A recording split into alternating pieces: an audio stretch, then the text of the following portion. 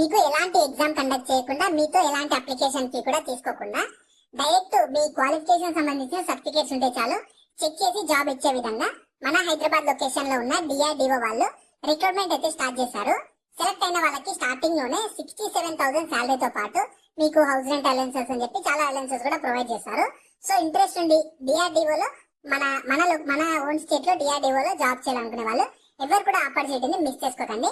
నేను ఇదే వీడియోలో మీకు జాబ్ ఫుల్ డీటెయిల్స్ తో పాటు కంప్లీట్ అప్లికేషన్ ప్రాసెస్ కూడా చెప్తాను. ఇక్కడ కూడా స్కిప్ చేయకుండా లాస్ట్ వరకు చూస్తే వెంటనే అప్లికేషన్ అయితే చేసుకోండి. జాబ్ డీటెయిల్స్ లోకి వెళ్లే ముందు మన ఛానల్లో డైలీ 2 టైప్స్ ఆఫ్ జాబ్స్ అయితే అప్డేట్ చేస్తూ ఉంటాము.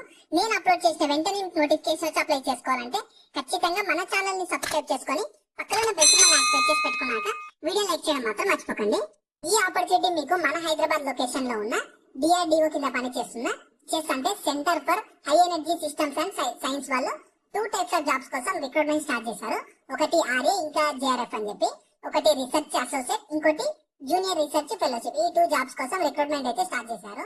సో ఇందులో ఫస్ట్ జూనియర్ రీసెర్చ్ ఫెలోషిప్ దానికి చూస్తే దీనికి క్వాలిఫికేషన్ సంబంధించి కట్ ఆఫ్ డేట్ చూస్తే బిఫోర్ 31st జూలై 2024 కల్లా ఖచ్చితంగా మీకు ఉండాల్సిన క్వాలిఫికేషన్ అయితే కంప్లీట్ అయిపోయి ఉండాలి.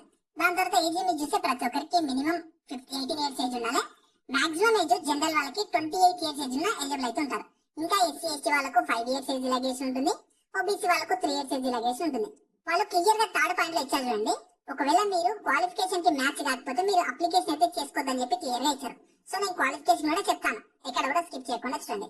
మీకు ఈ జాబ్ ని సెలెక్ట్ అయినట్లయితే స్టార్టింగ్ లోనే 37,000 శాలరీతో పాటు మీకు హౌస్ రెంట్ అలవెన్సెస్ అని చెప్పి మంత్లీ అది కూడా పే చేస్తామని చెప్తున్నారు. నెక్స్ట్ ఆర్ఏ రీసెర్చ్ అసోసియేట్ దానికి qualification same 31st July 2024 before me qualification complete అయి ఉండాలి. దీనికి ఏజ్ లిమిట్ మినిమం 18 ఇయర్స్ నుంచి మాక్సిమం జనరల్ వాళ్ళకు 35 ఇయర్స్ ఏజ్ ఎలిజిబుల్ ఉంటారు. ఒకవేళ ఎస్సీ ఎస్టీ వాళ్ళు ఉంటే 5 ఇయర్స్ ఏజ్ లగేషన్ ఉంటుంది. అంటే ఎస్సీ ఎస్టీ వాళ్ళు 40 ఇయర్స్ ఏజ్ అప్లై చేసుకోవచ్చు. ఒకవేళ ఓబీసీ వాళ్ళైతేనేమో 3 ఇయర్స్ ఏజ్ లగేషన్ ఉంటుంది. సేమ్ దీనికి కూడా ఖచ్చితంగా మీ క్వాలిఫికేషన్ మీట్ అయితేనే మీరు అప్లై చేసుకోమని చెప్తున్నారు. దీనికి సెలెక్ట్ అయినట్లయితే స్టార్టింగ్ లోనే మీకు 67,000 శాలరీతో పాటు మీకు హౌస్ రెంట్ అలవెన్సెస్ కూడా ప్రొవైడ్ చేస్తామని చెప్తున్నారు. సో మీరు ఈ జాబ్ కి అయితే ఆఫ్లైన్ లో అప్లై చేసుకోవాలి. జస్ట్ మీరు ఈ అప్లికేషన్ ఫామ్ ని ఫిల్ చేసి ఒక మెయిల్ ఐడి ఇచ్చారు. ఆ మెయిల్ ఐడికి మీరు పీడిఎఫ్ చేస్తే సరిపోతుంది. పీడిఎఫ్ చేసి ఫార్వర్డ్ చేస్తే సరిపోతుంది. నేను చెప్తాను ఏమేమి ఈ అప్లికేషన్ ఫామ్ తో పాటు ఇంకా ఏమేమి పంపాలి, ఏ మెయిల్ ఐడికి పంపాలని చెప్పి నేను క్లియర్ గా చెప్తాను. ఎక్కడ స్కిప్ చేయకుండా చూడండి. సో ఇంట్రెస్ట్ ఉన్న వాళ్ళు నేను లింక్స్ అయితే వీడియో కింద డిస్క్రిప్షన్ లో ప్రొవైడ్ చేస్తాను. మీరు ఫస్ట్ దాన్ని క్లిక్ చేస్తే మన వెబ్సైట్ ఓపెన్ అవుతుంది. మన వెబ్సైట్ లో మీకు కంప్లీట్ జాబ్ డీటెయిల్స్ ఉంటాయి, క్వాలిఫికేషన్, ఎలిజిబిలిటీ, సాలరీ అన్ని ఉంటాయి. ప్రాపర్ గా చూసుకున్నాక దాంట్లో మీకు notification and application form PDF అని ఉంటుంది. దాని మీద క్లిక్ చేయండి. మీకు ఇలా ఓపెన్ అవుతుంది. ఇలా పీడిఎఫ్ అయితే ఓపెన్ అవుతుంది. మీ నియర్ బై నెట్ సెంటర్ కి వెళ్ళి ఆ పీడిఎఫ్ లో అప్లికేషన్ ఫామ్ ఉంటుంది, ఒక 3 పేజెస్. దాన్ని ప్రింట్అవుట్ తీసుకోండి. ఆ ప్రింట్అవుట్ తీసుకున్నాక దాంట్లో అప్లికేషన్ ఫామ్ ఉంటుంది, దాన్ని ఫిల్ చేయాలి మాన్యువల్ గా. ఇలా ఫిల్ చేయాలి. ఫస్ట్ మీరు ఏ పోస్ట్ కి అప్లై చేస్తున్నారు, ఆర్ఏనా జేఆర్ఎఫ్ ఏది కావాలంటే దాన్ని టిక్ చేసుకోండి. తర్వాత మీ సబ్జెక్ట్ ఏది, ఇంకా పోస్ట్ సీరియల్ నెంబర్ ఏది అని అడుగుతున్నారు. దాంట్లో ఉంటుంది, నోటిఫికేషన్ లో ఉంటుంది. ఖచ్చితంగా అది ఇచ్చేసాక నేమ్ ఇన్ బ్లాక్ లెటర్స్ అంటే క్యాపిటల్ లెటర్స్ తో మీ నేమ్ ఇవ్వాలి. తర్వాత ఫాదర్స్ నేమ్ ఇవ్వాలి, మదర్స్ నేమ్ ఇవ్వాలి. రైట్ సైడ్ లో ఫోటో కూడా అడుగుతున్నారు, ఫోటో అతికించాలి. స్పౌస్ నేమ్ మీకు అప్లికబుల్ అంటే మీకు మ్యారేజ్ అవుతే మీ స్పౌస్ నేమ్. తర్వాత జెండర్ సెలెక్ట్ చేసుకోండి, మ్యారిటల్ స్టేటస్ సెలెక్ట్ చేసుకోండి, నేషనాలిటీ దగ్గర ఇండియా, మీ కేటగిరీ ఏదంటే ఏజ్ రిలాక్సేషన్ మీకు ఎస్సీ అయితే ఎస్సీ, ఎస్టీ అయితే ఎస్సీ, ఎస్టీ, ఓబీసీ అయితే ఓబీసీ, అలా మీ కేటగిరీ కూడా ఇచ్చేసాక నెక్స్ట్ మీ డేట్ ఆఫ్ బర్త్ అడుగుతున్నారు. డేట్ ఆఫ్ బర్త్ ఇచ్చేసి మీ ఏజ్ ఎంత, ఇప్పటి వరకు మీరు ఏజ్ ఎంత ఇయర్స్ లో అడుగుతున్నారు. ఇయర్స్, మంత్, డేట్స్ అన్ని క్లియర్ ఇచ్చేసాక address for correspondence, address for permanent, 2 address same అయితే 2 సేమ్ ఇవ్వండి. లేదు 2 డిఫరెంట్ అనుకుంటే ఖచ్చితంగా 2 ఇవ్వాలి. తర్వాత మొబైల్ నెంబర్ ఇవ్వాలి. ఆల్టర్నేటివ్ మొబైల్ నెంబర్ అడుగుతున్నారు, ఈమెయిల్ ఐడి అడుగుతున్నారు, ఆల్టర్నేటివ్ ఈమెయిల్ ఐడి. ఖచ్చితంగా అన్ని ప్రాపర్ గా ఇచ్చేసేయండి. తర్వాత క్వాలిఫికేషన్ అంటే మీ 10th క్లాస్ నుంచి అన్ని క్లియర్ గా సెల్ఫ్ అటెస్టెడ్ కాపీస్ కూడా అంటే క్వాలిఫికేషన్ సంబంధించిన సర్టిఫికేట్స్ కూడా ఇవ్వమని చెప్తున్నారు. సో అన్ని ఇవ్వాలి. 10th, ఇంటర్, డిప్లొమా, ఐటీ అంటే ఏమేమి ఉంటాయి అవన్నీ చెప్తాను. అసలు హైయెస్ట్ క్వాలిఫికేషన్ ఏమన్నా చెప్తాను. అన్ని ఇచ్చేసాక మీ డివిజన్ ఏదంటే క్లాస్ డివిజన్ అయితే కొందరు కన్ఫ్యూజ్ అవుతున్నారు, ఎవరు కామెంట్స్ అడిగారు. డివిజన్ అంటే మీకు ఏది వచ్చింది, ఏ వచ్చిందా, బి వచ్చిందా, కొందరికి పాయింట్స్ ఉంటుంది, అలా మీ గ్రేడ్ ఏది అలా ఇచ్చేసాక ఒకవేళ సిజిపిఏ మార్క్స్ అవి కూడా ఇచ్చేసాక నెక్స్ట్ ఒకవేళ మీ క్వాలిఫికేషన్ అంటే బీలో కానీ ఎంటెక్ లో కానీ బీటెక్ లో కానీ ఎంటెక్ లో కానీ ఏమైనా ప్రాజెక్ట్స్ చేస్తే అవి కూడా ఇచ్చేసాక నెక్స్ట్ మీకు ఏమైనా ఎక్స్పీరియన్స్ ఉంటే ఎక్స్పీరియన్స్ కూడా ఇవ్వాలి, లేకపోతే ఏం అవసరం లేదు. తర్వాత మీ దగ్గర ఏమైనా వెదర్ క్వాలిఫైడ్ యూజీసీ కానీ నీట్ కానీ గేట్ లో కానీ ఏమైనా క్వాలిఫై అయ్యారా అయితే ఎస్, లేకపోతే నోటిక్ చేసుకుని ఎస్ అని చెక్ చేసుకుని దానికి సంబంధించిన డీటెయిల్స్ ఇవ్వాలి. ఇంకా మీరు ఏమైనా డిబర్ అయ్యారా అని అడుగుతున్నారు. డిబర్ అవుతే ఎస్ అంటే నో అని టిక్ చేసుకున్నాక డిక్లరేషన్ దగ్గర దగ్గర మీ నేమ్ రాసేసి అది మొత్తం చదివేసి మీ సిగ్నేచర్ దగ్గర సిగ్నేచర్ రాసేసి ప్లేస్ డేట్ ఎక్కడ నుంచి అప్లై చేసుకుంటున్నారు, ఏ డేట్ రోజు అప్లై చేసుకుంటున్నారు అది ఇచ్చేసాక నెక్స్ట్ కింద చూడండి వాళ్ళు కొన్ని డాక్యుమెంట్స్ ఏమేమి పంపించాలంటే ఈ అప్లికేషన్ ఫామ్ తో పాటు ఏ డాక్యుమెంట్స్ పంపించాలని చెప్పి క్లియర్ గా కొన్ని 7 ఇచ్చారు. First ID and Aadhaar proof, అంటే ఏదో ఒకటి ఓటర్ ఐడి కానీ ఏదో ఒకటి పంపించాలి. ఏదో ఒకటి ఓన్లీ ఫోటోస్ అన్ని స్కాన్ మీ ఫోన్ లో ఫోటో తీసి ఒక పీడిఎఫ్ లాగా పంపించాలని చెప్తున్నారు. చెప్తాను ఆ మెయిల్ ఐడి ఏంటని చెప్తాను. 10th మార్క్ షీట్ పంపించాలి. 10th certificate, date of birth, అంటే డేట్ ఆఫ్ బర్త్ కి 10th సర్టిఫికేట్ ని చూసారు కాబట్టి అది కూడా పంపించాలి. ఒకవేళ మీరు జాబ్ చేస్తూ ఉంటే NOC, no objection certificate, essential qualification mark sheet, అంటే దీనికి సంబంధించిన ఏ క్వాలిఫికేషన్ ఉండాలో ఆ క్వాలిఫికేషన్ సంబంధించిన మార్క్ షీట్, ఇంకా డిగ్రీ సర్టిఫికేట్ ఫైనల్ గానీ ప్రొవిజనల్ గానీ, ఇంకా కేటగిరీ ప్రూఫ్ సర్టిఫికేట్ అంటే క్యాస్ట్ సర్టిఫికేట్ ఉంటుంది అప్లికబుల్ అయిన వాళ్ళు ఎస్సీ ఎస్టీ ఓబీసీ వాళ్ళే పంపించాలి.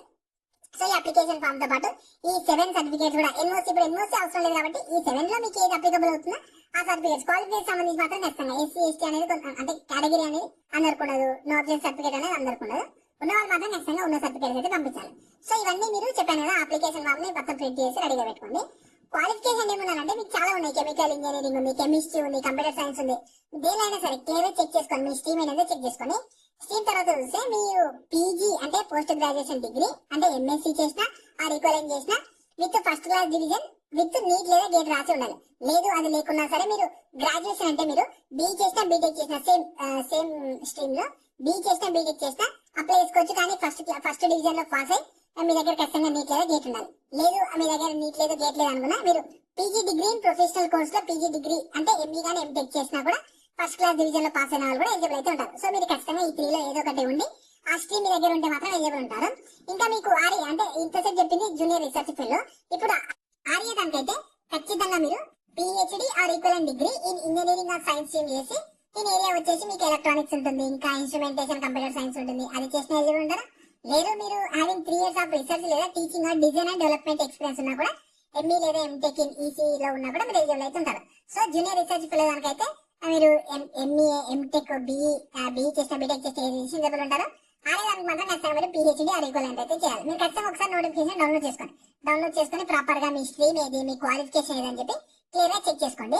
సో ఈ నేను చెప్పిన ఇంతసేపు చెప్పిన అప్లికేషన్ ఫామ్ ని మొత్తం ఫిల్ చేసుకొని ఆ చెప్పిన 7 సర్టిఫికేట్స్ లో కూడా మీ దగ్గర ఏ సర్టిఫికేట్స్ అవన్నీ రెడీ చేసి పెట్టుకొని మీ ఫోన్ లో అన్ని స్కాన్ చేసి ఒక పీడిఎఫ్ ఫార్మాట్ లో కన్వర్ట్ చేసి సింగిల్ పీడిఎఫ్ లాగా కన్వర్ట్ చేసి వచ్చిన ఈమెయిల్ ఐడికి నేను అండర్లైన్ చేశాను కదా ఆ మెయిల్ ఐడికి పంపించాలి.